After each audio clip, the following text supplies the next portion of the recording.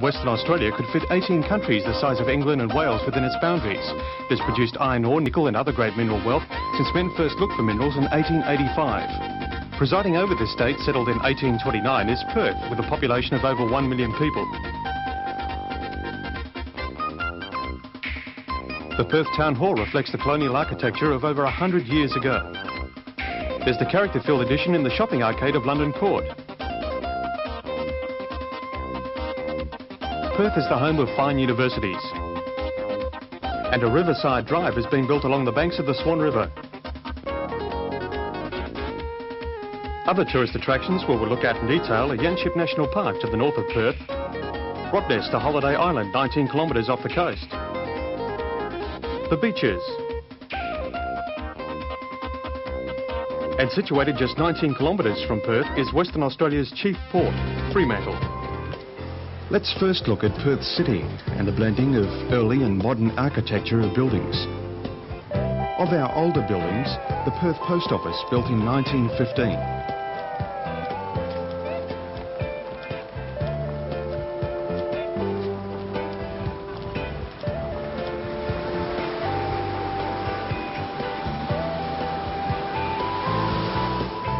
This has been a popular store for shoppers since 1895.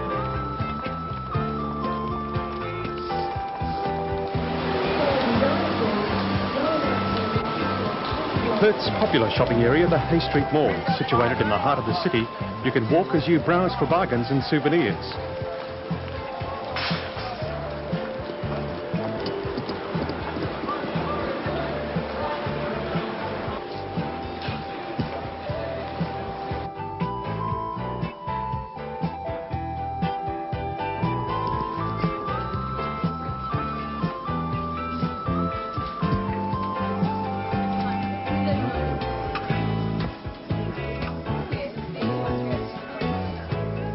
An example of some of the modern architecture design. The views from the top of some of these buildings are breathtaking.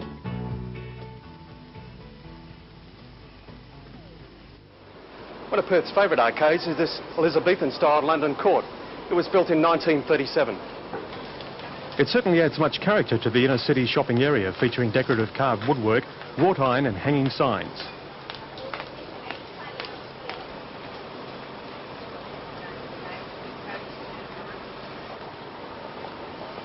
Every hour, shoppers stop to hear the clock strike on the front of London Court.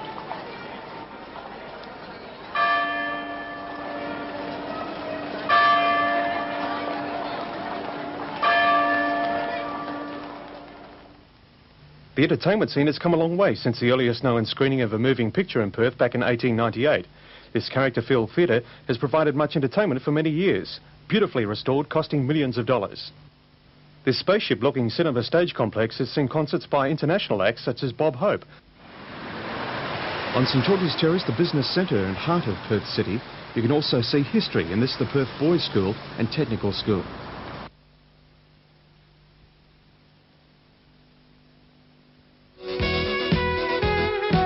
Into the night, and the city has an abundance of cinemas and nightclubs for all ages.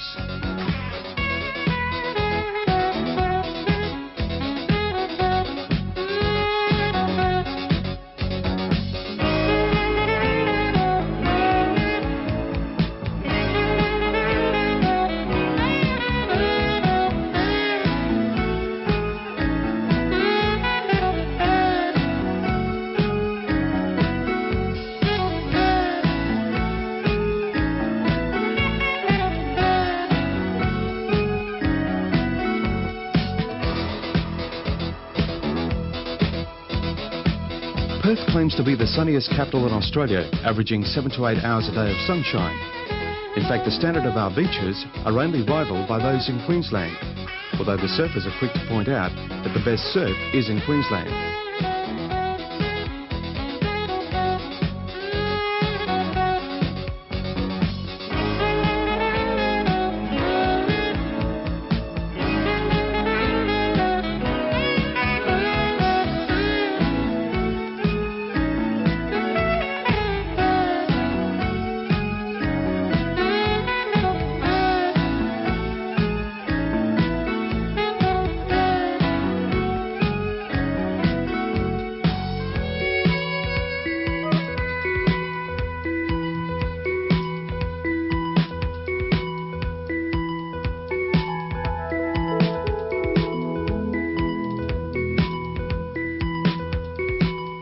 Fishing is also a great pastime in Perth waters, including herring, whiting and tailor. A great way to view the shoreline of the Indian Ocean is a 16-kilometre drive along the West Coast Highway. It's one thing to view our cities from ground level, but for a more spectacular view, let's take to the air in this helicopter.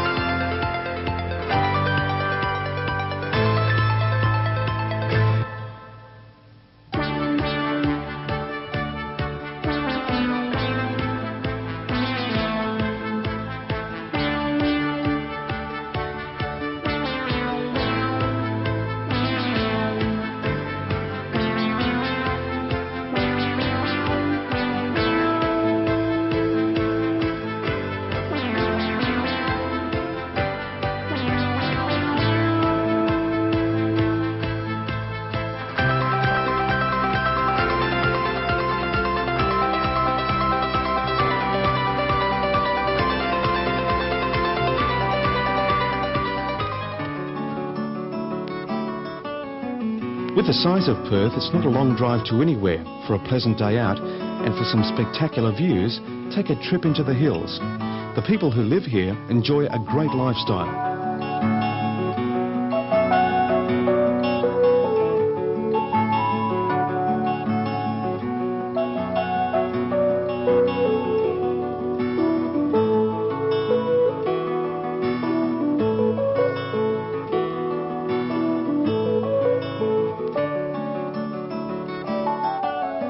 Another drive inland brings us to Mundaring Weir. Every weekend, families pack picnic lunches and head out here to inspect the weir.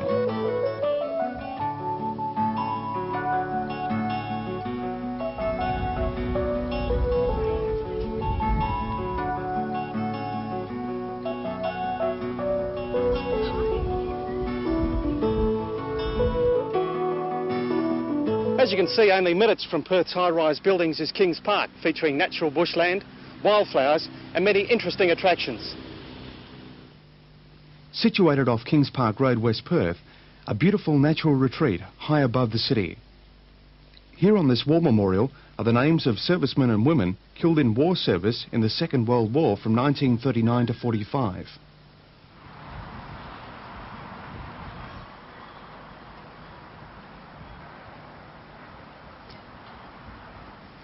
Sir John Forrest set aside Kings Park in 1890 for future generations to enjoy.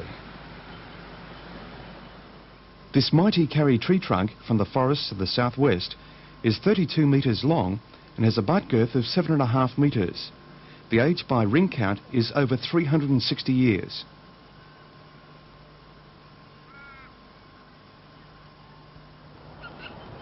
A climb-up legacy lookout will provide a high view of Kings Park.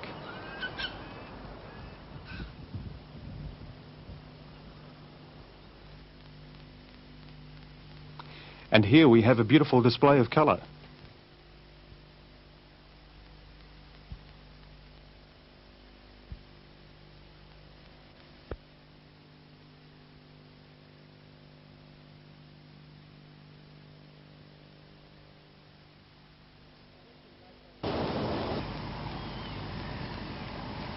This is the western gateway of Australia, the Port of Fremantle, a place that has an interesting combination of old and new buildings and is full of character. Friendly cosmopolitan Fremantle is Western Australia's chief port, just 19 kilometres from Perth. For over 150 years, seafarers from all over the world have visited here. Fremantle was named after Captain Charles Fremantle, who in May 1829 planted the Union Jack at Arthur Head. A month later, 68 free settlers arrived, then followed convict labour in 1850, harbour reconstruction in 1897, and the discovery of gold. Fremantle progressed ahead.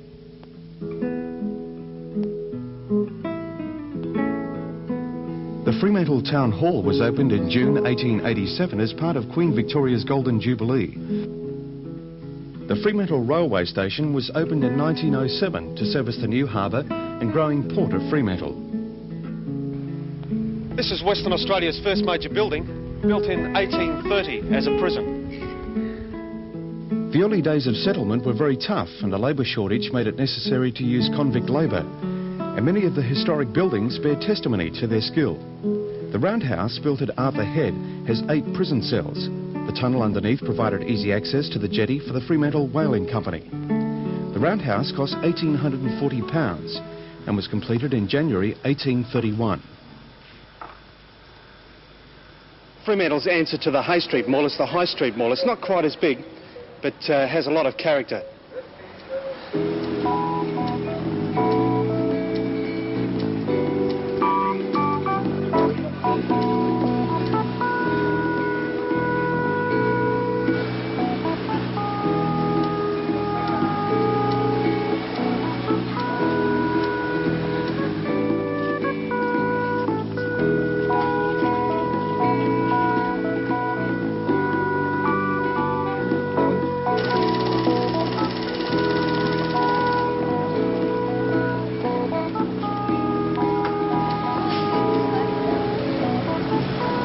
The great aspect of Fremantle is that you're able to walk down the streets and find that they've virtually remained unchanged since the mid-19th century.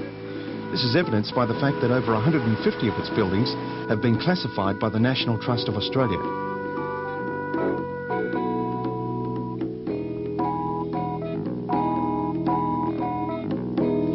An enjoyable view of Fremantle is the Indian Ocean, ships and boats.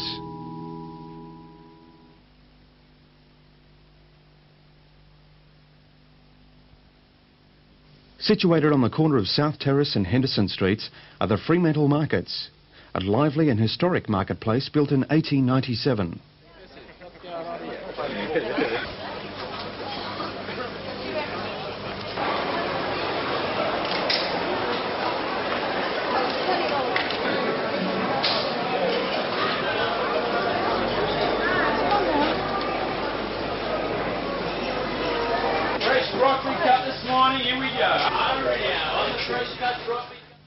The summer of 1986-87 sees the America's Cup defence down under, which has been a great reason for many to discover the port. It has been the home for the world's fastest 12-metre sailing machines, racing on Gage Roads, named in 1827 by Captain Stirling after Rear Admiral Gage.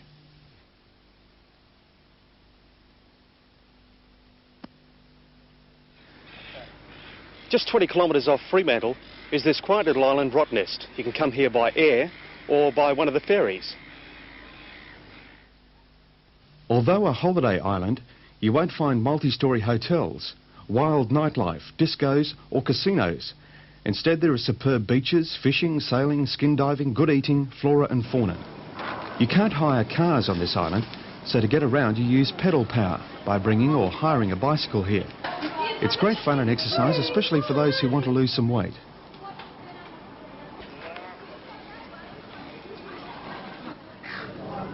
Everything from pedal power transport to these people enjoying a meal and a stroll through the tree-shaded areas has a casual feel, which is what Rottnest is all about.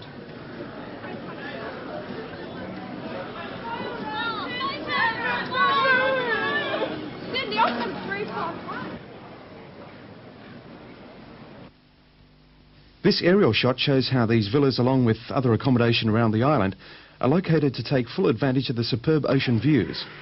It doesn't matter if you're here for the day or longer, as this shopping area includes general store, bakery, laundry bar and other shops.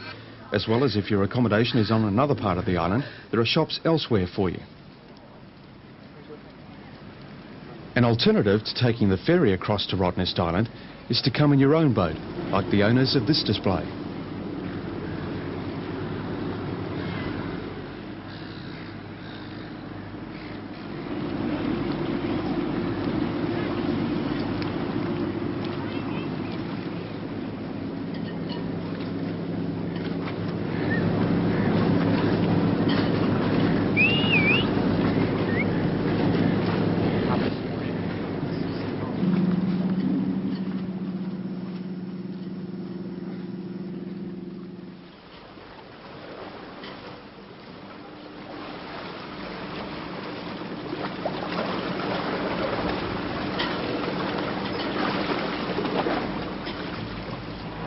The most popular spectator sport here is Australian rules, which has a league competition ranging through to various grades of amateurs.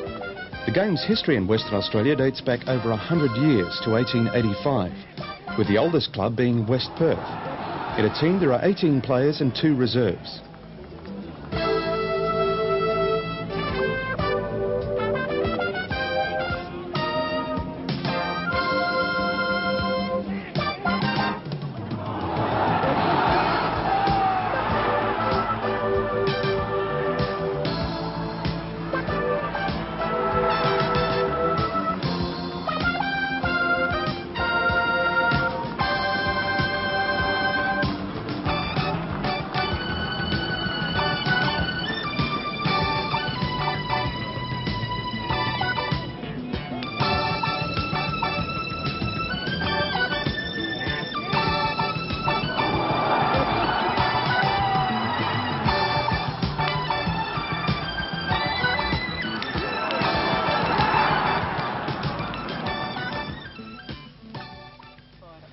Use your muscles in those Wheaties this morning.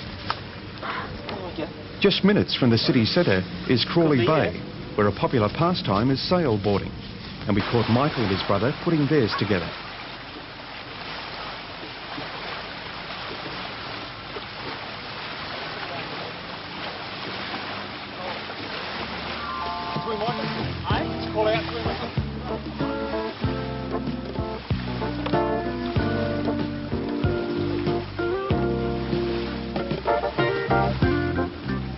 The Royal Perth Yacht Club, where the famous America's Cup made its home after it was won by Australia too.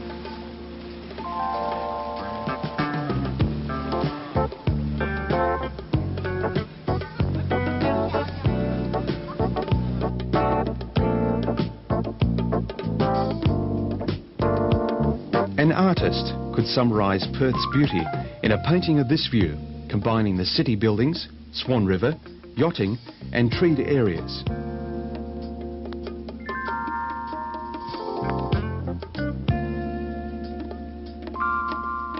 One of Perth's fine universities, the character-filled University of Western Australia.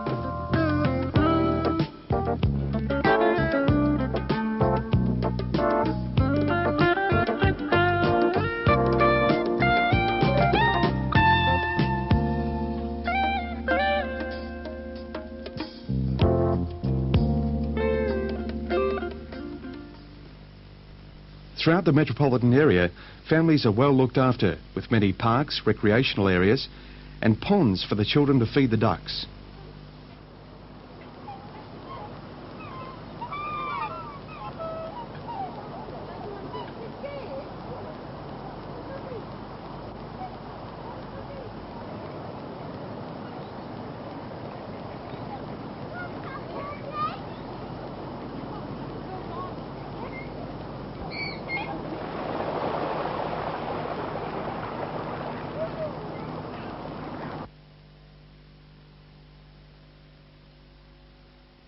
"53 kilometres north of Perth is popular Yanchep National Park, consisting of 2,790 hectares. It's part of the district of Wanneroo, which was created a local government area in 1903 with a revenue of £250. It now has over 110,000 people. Yanchep National Park was established in 1905 for the protection and preservation of the area.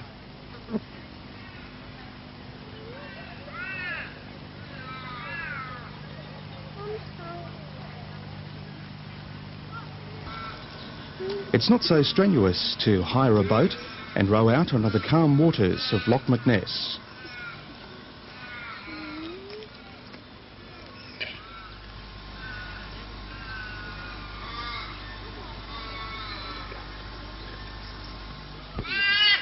Yanchep National Park has some fine gardens, Loch McNess, a koala sanctuary and barbecue areas to make for an enjoyable family day out.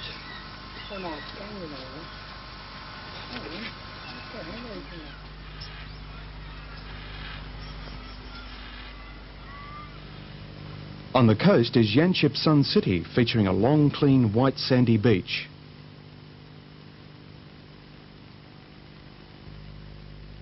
And further along the coast is the Yanchep Marina, the launching place of the early America's Cup challenges. Although in 1986 the fastest growing Australian capital cities are Canberra and Darwin, Perth has nearly tripled its population in the past 30 years.